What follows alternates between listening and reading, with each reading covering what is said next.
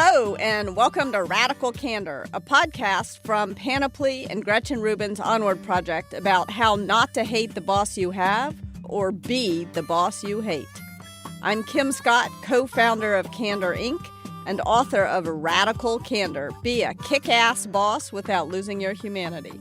And I'm Russ Laraway, also co-founder of Candor Inc. and career-long operational manager across the Marines, Google, and Twitter.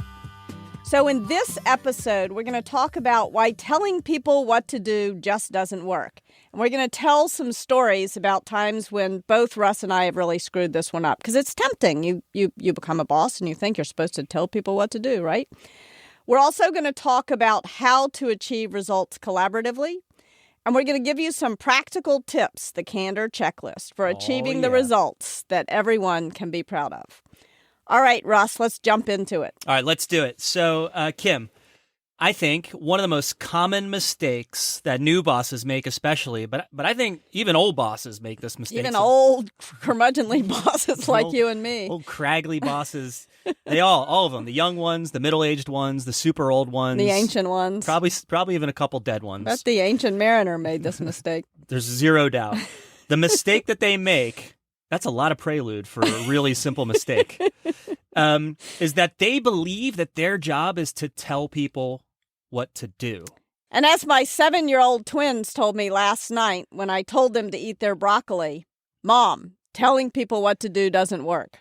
Yeah, and actually, I don't blame them. I think broccoli's delicious. It's disgusting. It's yucky. Broccoli is yucky. It tastes yucky to you. I am with Battle and Margaret on this one, and I don't care what rationale they need to invent not to eat their broccoli. They're correct. They ate it. All right. So I think, Kim, so that's a good story. That's a quick story. In fact, that's probably more of a title than a story. Telling people what to do doesn't work. That's our title. That's our title. So, but I think you have a good story about a time when you tried to sort of maybe tell some people what to do, and maybe like half your team quit in a week? More than half. 3 of 5 managers working for me quit in 1 week. That sounds like a really fun week. It was really one of the worst weeks of my life. Painful. It was really painful. So here's what happened. My hope is that you can avoid making my mistakes if I tell you the story. So I had just gotten to Google, and there were about 100 people on the team, on the AdSense online sales and operations team.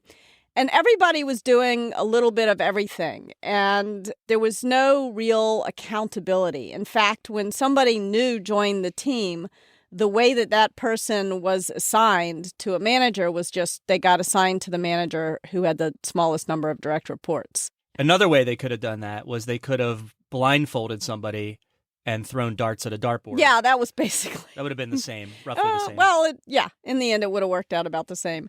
And there was no relationship between you and your boss and what results you were trying to achieve, right? And this kind of makes Google look crazy. The fact of the matter was, this situation was a result of a runaway success. Yeah, it was a pretty new business that took off. That was way growing faster. Like gangbusters. Nobody really thought it would take off that fast, and so people were just trying to keep up. But I think these were some relatively junior. Most of the people were. I hate the word junior, but they were people right out of college, right? They were super ambitious, super smart people, just graduated from college, and they were scrambling to keep up with a business that was on fire, right? So I was brought in as the quote unquote old lady, the adult supervision, and it was a stressful situation because often there would be so many customers signing up that we couldn't keep up with the approvals, or there'd be so many questions on some particular problem. And it was like the whole team, these 100 people, it was like a 7-year-old soccer game. Everybody was just scrambling to where the problem was. And so I looked at the situation. I was like, there's 5 things we do, right? We approve new customers. We give them some account management, and so on and so forth. And so I said, why don't we break the team down, 100 people, into 5 teams of 20, and we'll assign a manager who's in charge of each of the activities, and the people who are most interested in that activity will focus on that activity, and we'll have some accountability, right? So you just described really common sense. It's totally the common. way almost any other normal Right. place operates. Right. Right. Right. I mean, you People are can't. organized by some coherent set of activities Yeah. that together achieve some common, hopefully measurable thing. Yeah. Yeah. When I wrote this story in the book, my editor was like, wait a minute. That would be like running the New Yorker where everybody's editing and writing and report. Like, no, you need to specialize, right? And so what I did was I just told everybody what to do. I was like, okay, here's what we're going to do. We're going to divide up into these 5 teams, and you are going to lead this team and you're going to lead that team. And I changed everybody's direct reports all around. Seemed perfectly logical, right? And then This still doesn't sound crazy. no, Nothing sounds crazy here. Wasn't crazy. It was in fact the right thing to do. The problem was that I had spent 0 time explaining why I had these ideas, and I had also spent 0 time listening to the team about their ideas. In fact, there were some nuances to what was going on that I didn't understand because I hadn't spent nearly enough time listening to them, getting their ideas. I hadn't spent enough time allowing people to debate these ideas so that they felt like they were their own.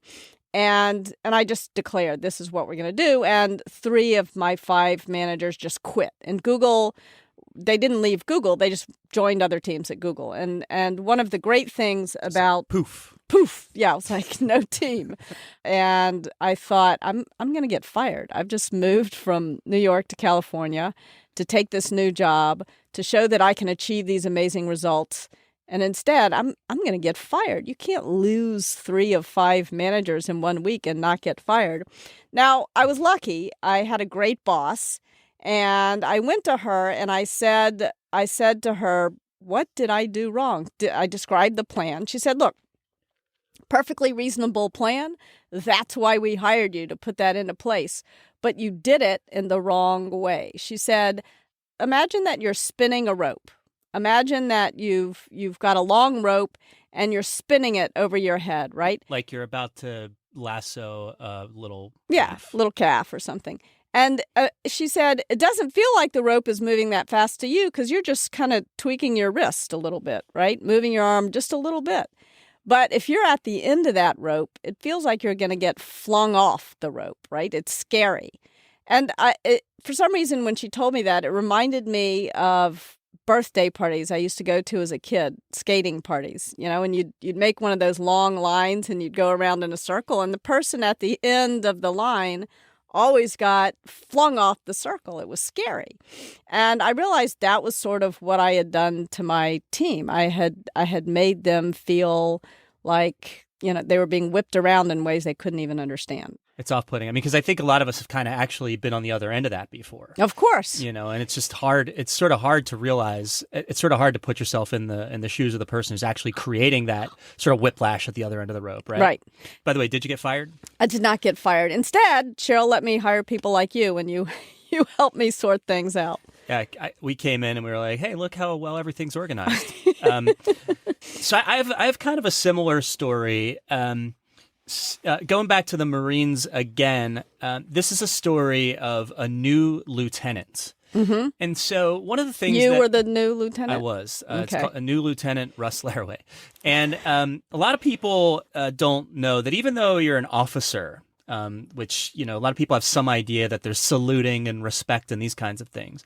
When you show up to your unit, nobody gives a crap what you think. It's really. sort of like being a new boss. Nobody really... You are actually a new boss. So you've been in school, in this case, for 10 months. Mm-hmm. You think you know a lot. Yeah, you learn a lot in 10 months, Yeah, right? but you don't actually really know anything about operating one of these teams. As my grandfather would say, you don't know beep from Shanola. That was an amazing sound effect.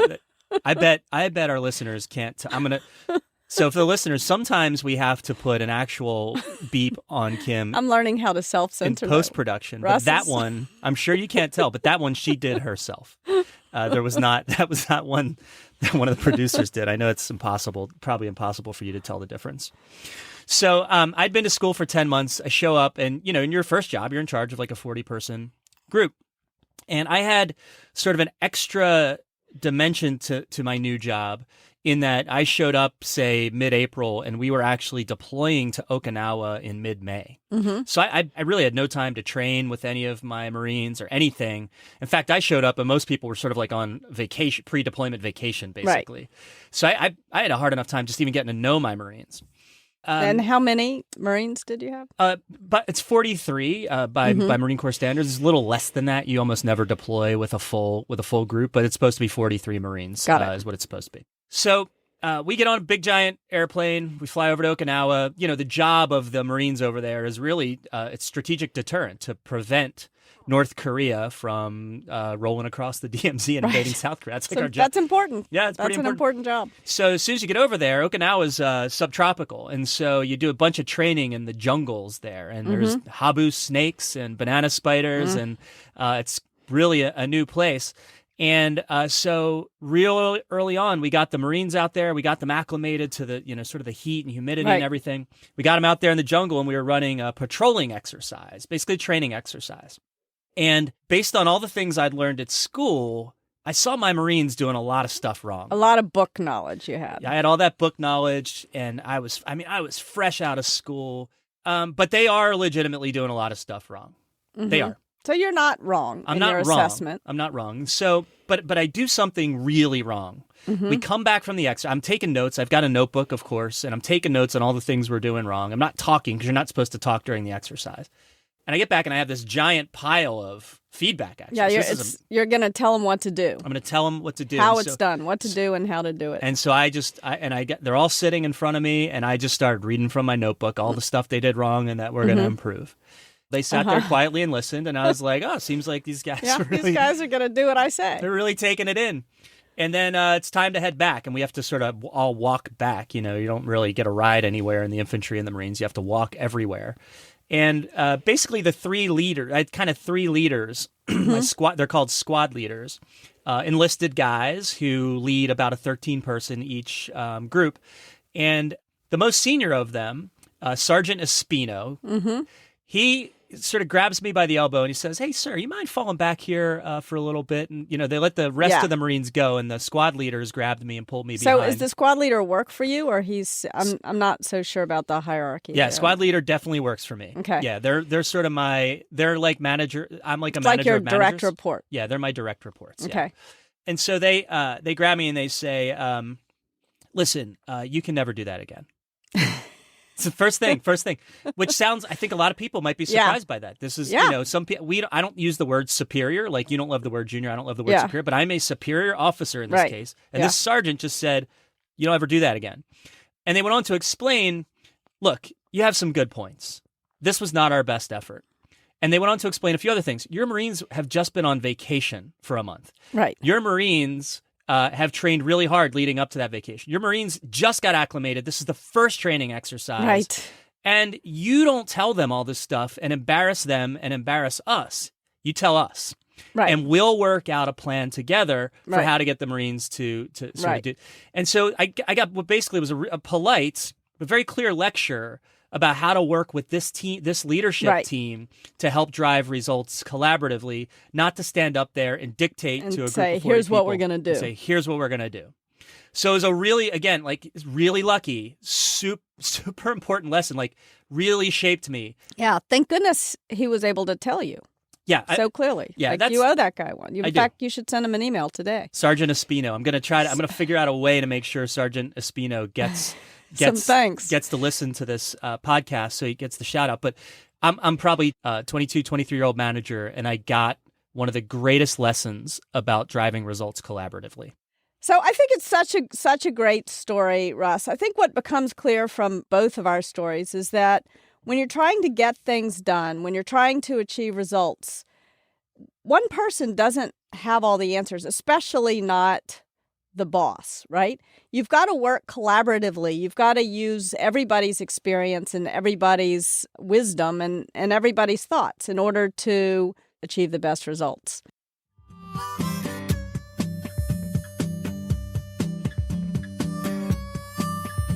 And now it's time for a listener question. And a reminder, if you ever have a question or feedback for us, you can call us at 2626-CANDOR or write us at podcast@radicalcandor.com. just like this listener did. The letter reads, I don't think of myself as a dictator. On my team, I let the people closest to the work make the decisions, and I have confidence that this particular decision-making process is good. But then there's the problem of announcing the decisions. I sometimes worry that I just sound like the suit giving marching orders. Is there a right way to announce new decisions so that the rest of the team feels included? This is a really good question, and I actually applaud how sensitive this person is to this situation, because it could be tempting to have gone through this process of getting the decisions out into the facts, and then when it's time to announce, to be aware that you might come off as a dictator after having followed a great inclusive process. Yeah. I really admire the sensitivity to how this might be perceived, and spent a bunch of time thinking about this since reading the question. I have a few different pieces of advice, and I know you've got some ideas on this too. The first thing I'd say is it's never gone wrong for me when I've been transparent with people about a process that I followed, right? So you just went through a process where you were pretty inclusive. You went through a process where you pushed the decisions out to the people closest to the facts, right? You know, it seems like you've done all the right things. I think it's probably not a bad idea, as you're getting ready to, say, quote unquote, announce the decision, to go ahead and give people some transparency into how exactly you arrived at having made the decision. In fact, maybe you didn't make the decision at all. Somebody else did. Yeah, and it sounds like for this person, in many cases, that's the case. And so that's the first thing, is talk to people about the process that you followed. That'll help dampen the feeling that you're this dictator up there. Here's the suit announcing the decision. Yeah, you want to kind of show your work, right? Yeah, exactly. Show your work, yeah. I think another thing that is often really persuasive is to let the person who made the decision announce the decision. Dick Costello at Twitter used to say a great thing. He said, your team wants the stage, show them the stage. Like, you don't have to be the one who's announcing it. You don't have to be the one who's persuading the team. Let the person who made the decision do the talking. Yeah, exactly. You don't have to be the one who announces it. You can just make sure they have the venue to announce their decision. I think one of the things you can do is let your team persuade the others, but when the skeptics come in, when the trolls step up, you've got to step in and help them. I think another way that you can help the people on your team be more persuasive when explaining a decision is to borrow an ancient and wonderful technique proved by time. Aristotle said, in order to be persuasive, you have to share your logic, you have to establish your credibility, and you have to address the emotions in the room. And just helping people remember that they have to do all three of those things when persuading about a decision is one of the best services you can offer your team as a boss. Yeah, I think this idea, so the first two are maybe pretty intuitive, but this idea of acknowledging and dealing with the emotions in the room, I think, is often lost in, when we get a little too transactional about things, right? We got to announce the decision, we're going to share the logic, but we don't necessarily honor the emotions. Yeah.